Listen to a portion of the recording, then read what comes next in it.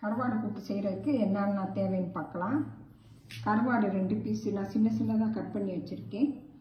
ஒரு 200 கிராம் வெங்காயம், சின்ன வெங்காயம் பொடியாக கட் பண்ணி வச்சுருக்கேன். ஒரு தக்காளி, அதிலே ஒரு கொத்து கருவேப்பிலை போட்டிருக்கேன். நம்ம வீட்டில் அரைச்ச தனி மிளகாத்தூள் வச்சுருக்கேன். நீங்கள் வீட்டில் அரைச்ச பொடி இல்லைன்னா மல்லித்தூள், சீரகத்தூள், தனி மிளகாத்தூள் போட்டுக்கலாம். 3 பச்சை மிளகாயை சும்மா 2 கீறி வச்சுருக்கேன். ஃபுல்லாக சட்டி வச்சிடலாம். இதுக்கு நல்லெண்ணெய் தான் யூஸ் பண்ணணும். நான் நல்லெண்ணெய் ஒரு 50 ml மண்ணெண்ணெய் ஊற்றுறேன். நல்லா எண்ணெய் தாராளமாக ஊற்றிக்கோங்க. சூடாகவும்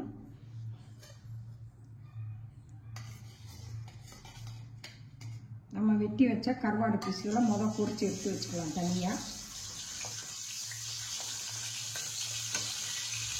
கருவாடு நல்லா பொரியட்டும்.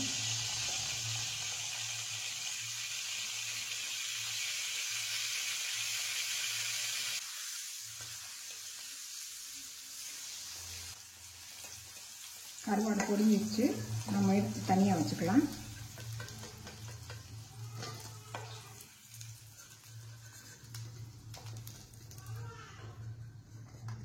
தனியாக எடுத்து வச்சுக்கலாம். நம்ம கட் பண்ணி வச்சுருக்க சின்ன வெங்காயத்தை அதில் சேர்த்துடலாம்.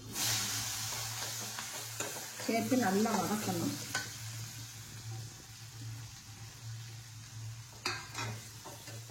வெங்காயம் நல்லா சுருண்டு வர்ற அளவுக்கு நம்ம வதக்கணும்.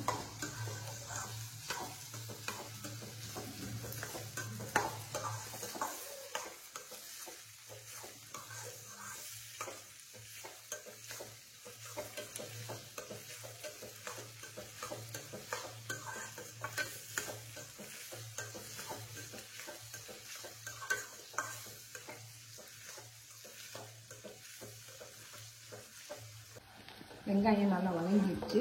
நம்ம பொடியாக கட் பண்ணி வச்சுருக்கோம். ஒரு தக்காளியை இதில் சேர்த்து வதக்கலாம். அதோட ஒரு கொத்து கருவேப்பிலையும் நான் போட்டிருக்கேன். தக்காளி நல்லா வதங்கணும்.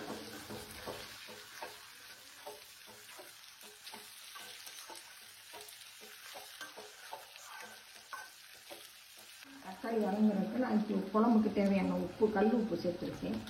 கருவாடில் உப்பு இருக்கும், உப்பு பார்த்து போட்டுக்கோங்க.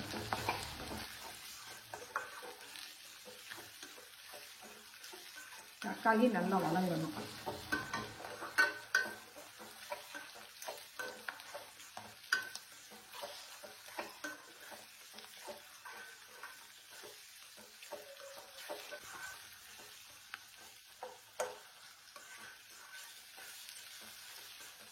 தக்காளி நல்லா வதங்கிடுச்சு. நம்ம வீட்டில் அரைச்சி வச்சு மிளகாத்தூள், நம்ம காரத்தக்கன மிளகாத்தூள் 1 ஸ்பூன். நீங்கள் உங்கள் காரத்தக்கன போட்டுக்கோங்க.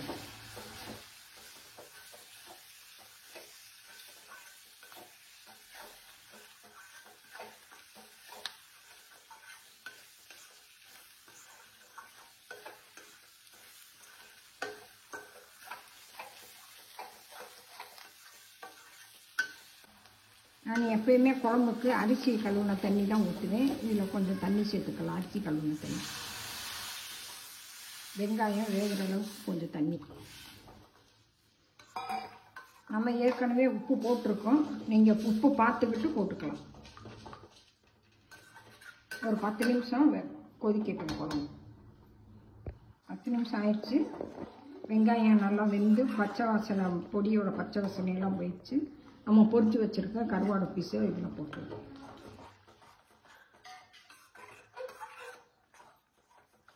போட்டு ஒரு 5 நிமிஷம் நல்லா கொதிக்கட்டும்.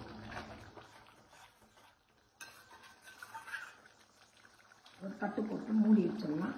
கருவாடு கொஞ்சம் நேரம் வேகட்டும். கருவாடு பீஸ் போட்டு நல்லா வெந்துடுச்சு. கருவாடு போட்டு ரெடி ஆயிடுச்சு. நம்ம ஸ்டவ் ஆஃப் பண்ணிடுவோம். அவ்வளோதான்.